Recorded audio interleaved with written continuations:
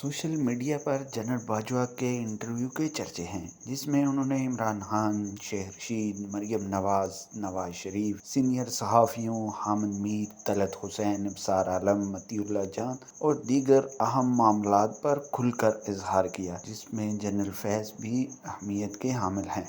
मुसन्नफ़, सहाफ़ी और anchor person Shahid मैतला से बातचीत में जनरल बाजवा ने क्या बातें की, आइए इस पर बात करते हैं। शाहिद मैतला ने लिखा, फरवरी 2023 को मैं जनरल बाजवा के फर्स्ट कज़न चौधरी नईम घुमन की तमाददारी के लिए इनके घर गया। कुछ ही देर बाद साबिक़ army chief general Qamar Javed Bajwa भी तशरीफ़ ले आए। इब्तदाई गपशप के बाद कहने लगे कि आपके सवालात मुझ तक पहुँचते रहे, आज रूबरू पूछ लें। इनसे ये मुलाकात हासी तवील रही और जनरल बाजवा ने बहुत से मामलात पर खुलकर अपना मौक़िफ़ दिया, ताहम इनकी तमाम बातें ऑफ द रिकॉर्ड थी। मैंने जनरल कमर जावेद बाजवा से कई चुभते हुए सवाल पूछे। जनरल बाजवा ने तहम्मुल के साथ मेरे सवाल सुने और हर सवाल का जवाब दिया। बहुत सी ऐसी बातें हैं जो इनके साथ गलत मंसूब की गई, मसलन ये कि तलत हुसैन, मुर्तज़ा सोलंकी और नुसरत जावेद को उन्होंने नौकरियों से निकलवाया था, और ये भी कि इब्सार आलम पर उन्होंने हमला करवाया था। हकीकत लेकिन इसके बरअक्स है। ये गुज़िश्ता कुछ अरसे से पाकिस्तान में 3 अशख़ास के झूठ बोलने की आदत से बड़े तंग हैं।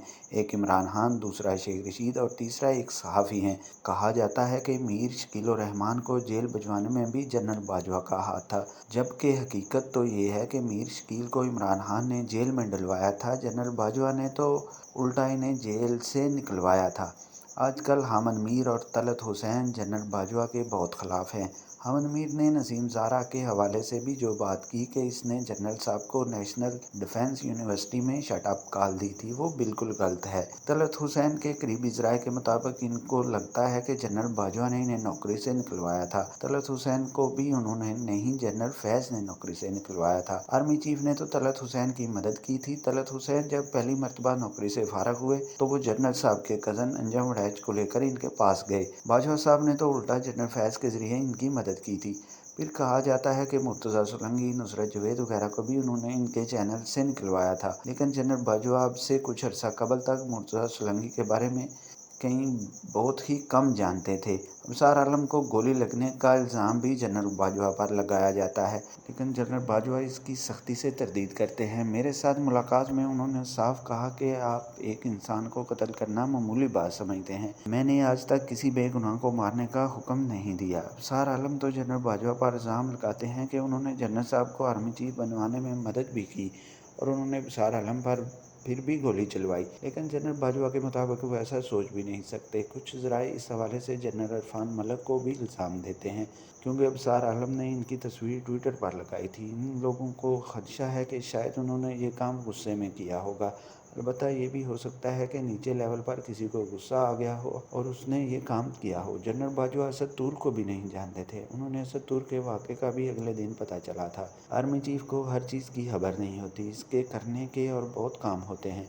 मुझ पर आज़म स्वाति और शहबाज गिल को नंगा करने का भी गलत इल्ज़ाम लगाया गया। 70 साल के बुज़ुर्ग आज़म स्वाति को नंगा कैसे कर सकता हूँ, ये भी बकवास है। मुझ पर शहबाज गिल को नंगा करने का इल्ज़ाम भी गलत है। मेरा इन चीज़ों से कुछ लेना देना नहीं। मैंने कब्र में भी जाना है, लेकिन आज़म स्वाति ने मुझे बास्टर्ड तक लिख दिया। पुलिस और FIA भी ऐसे मामलात में अपने इख्तियार से तजावुज़ करते हैं। मैंने कहा, आज़म स्वाति तो एजेंसियों पर इल्ज़ाम लगाते हैं। वो बोले, बाज़ औक़ात एजेंसियों में शाह से ज़्यादा शाह के वफ़ादार बनने की कोशिश की जाती है। ये निचले लेवल पर होता है।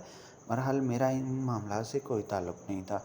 उन्होंने मज़ीद कहा कि ईमान मज़ारी ने पोस्टर लगाया, जनरल बाजवा बग़ैरत है, तो इस पर जवानों को गुस्सा आया। एक मेजर ने कहा कि सर आप बग़ैरत हैं, हम इसको फ़िक्स करेंगे। तो मैंने मना कर दिया कि नहीं, बस कानूनी तरीके से निपटें और इस इशू को ख़त्म कर दें। मैंने हर तरह की तनकीद बर्दाश्त करता था, लेकिन इदारे की इज़्ज़त का भी सवाल होता है। फिर ईमान मुज़ारी के खिलाफ GHQ ने बाकायदा FIR दर्ज करवाई। जस्टिस अतर मेनल्ला की बेटी ईमान मुज़ारी की दोस्त हैं। जस्टिस अतर मेनल्ला ने ईमान मुज़ारी को ज़मानत दे दी। इसके बाद हमने जानबूझकर इस केस की पैरवी नहीं की ताकि मामला वहीं ख़त्म हो जाए। फ़ौज और फ़ौजी अफसरों के खिलाफ जो मर्ज़ी कह दें, इल्ज़ाम लगा दें, कोई पूछने वाला नहीं है। फ़ौजी अफसर जवाब भी नहीं दे सकता। जजों के बारे में बात करेंगे तो वो जवाब दे लेते हैं, लेकिन हमारे पास ऐसा कोई ऑप्शन नहीं। पाकिस्तान में हद के इज़्ज़त के कवानीन कमज़ोर हैं। میں نے کہا آپ نے جنرل عرفان ملک کو ISI سے اس لیے ہٹایا کہ انہوں نے مریم نواز کو اسمیش کرنے کی دھمکی دی تھی۔ وہ بولے میں نے نہیں، ان کو جنرل فیض نے ہٹایا تھا۔ جنرل فیض DG ISI اور DGC دونوں کا کام خود کرنا چاہتے تھے۔ میں نے پوچھا مریم نواز والا واقعہ کیسے ہوا تھا، کس نے دروازہ توڑنے کا حکم دیا تھا؟ انہوں نے کہا یہ حکم میں نے نہیں دیا تھا۔ بریگیڈیئر خبیب اس وقت سیکٹر کمانڈر تھے۔ کیپٹن صفدر نے مزار قائد پر نعرے بازی کی تو عوام، فوجی جوانوں اور میڈیا کا دباؤ تھا کہ ان کے خلاف کارروائی کی جائے۔ تو جنرل فیض مقدمہ درج کرنے کا کہا تھا، مگر نچلے لیول پر کچھ زیادہ ہو گیا۔ پولیس نے جب ریڈ کیا تو کیپٹن صفدر اور مریم نواز الگ الگ کمروں میں تھے، وہ دونوں ایک کمرے میں نہیں تھے۔ میں نے کہا آپ کو اس پر نواز شریف نے فون کیا یا کوئی شکایت کی؟ انہوں نے بتایا نواز شریف نے فون کیا، نہ کوئی شکایت کی، ہم نے ذمہ دار افسر کو ہٹا دیا تھا۔ میں نے سوال کیا، میں نے کہا اسٹیبلشمنٹ کے قریب سمجھے جانے والے صحافی کیسے عمران خان کے کیمپ میں چلے گئے، اور ایسا بھی جن کو بنایا ہی فوج نے تھا؟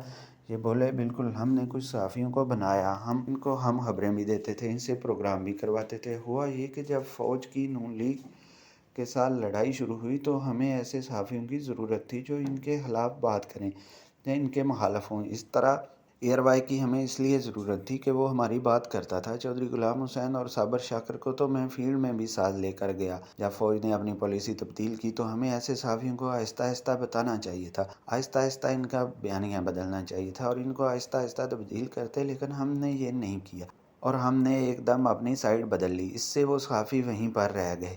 دوسرا، عمران خان جھوٹ بولنے میں بہت مہارت رکھتے ہیں، وہ بہت چالاک آدمی ہے اور بار بار جھوٹ بولتے ہیں اور لوگ اس پر یقین کر لیتے ہیں۔ اور یہ مقبول جان کا ذکر ہوا تو جنرل باجوہ ہنسے اور کہا کہ وہ بھی بہت جھوٹا آدمی ہے، پہلے اس کو میرے بارے میں خواب میں بشارت ہوتی تھی اور اب میری مخالفت کرتا ہے۔ ارشاد بھٹی سے شناسائی کے ذکر پر جنرل باجوہ کہتے ہیں کہ اس کو میں نے جیو میں نہیں رکھوایا تھا۔ ہوا یوں کہ ایک دن میرے سسر جنرل اعجاز امجد کہتے تمہیں اپنے دوست کے ہاں ڈنر پر لے کر جانا ہے۔ جب ہم اسلام آباد میں ان کے دوست کے گھر پہنچے تو یہ صدر الدین ہاشوانی کا گھر تھا۔ میں اس وقت میجر جنرل تھا وہاں۔ صدر الدین ہاشوانی نے ارشاد بھٹی کا تعارف کروایا کہ وہ ہمارا میڈیا کا سیٹ اپ دیکھتا ہے۔ پھر اس کے بعد ارشاد بھٹی میرے پاس آنا شروع ہو گئے۔ جب میں کور کمانڈر بنا تب بھی میرے پاس باقاعدگی سے آتے رہے۔ میں نے پوچھا میر شکیل الرحمان کو جیل کس نے بھجوایا تھا؟ انہوں نے بتایا میر شکیل الرحمان کو عمران خان نے جیل میں ڈلوایا تھا۔ میں نے میر شکیل الرحمان کو جیل سے نکلوایا تھا۔ میں نے عمران خان سے کہا تھا میر شکیل الرحمان کینسر کا مریض ہے، وہ جیل میں ہی مر جائے گا، تو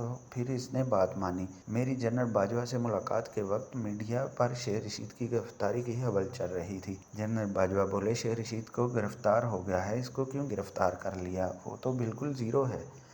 میں نے کہا وہ تو GHQ کے بہت قریب سمجھے جاتے ہیں اور خود بھی بتاتے ہیں۔ بولے وہ کوئی GHQ کے قریب نہیں ہے، وہ ایسے ہی ڈانگے مارتا ہے۔ جب میں گورڈن کالج گیا تو اس سے 6 سال پہلے شیخ رشید کالج سے جا چکا تھا۔ میں تو اس کو زندگی میں صرف 2 دفعہ ملا ہوں۔ ایک دفعہ وہ فروری 2022 میں میرے پاس آیا تھا اور کہتا ہے کہ عمران خان سے حکومت نہیں چل رہی، کچھ کریں۔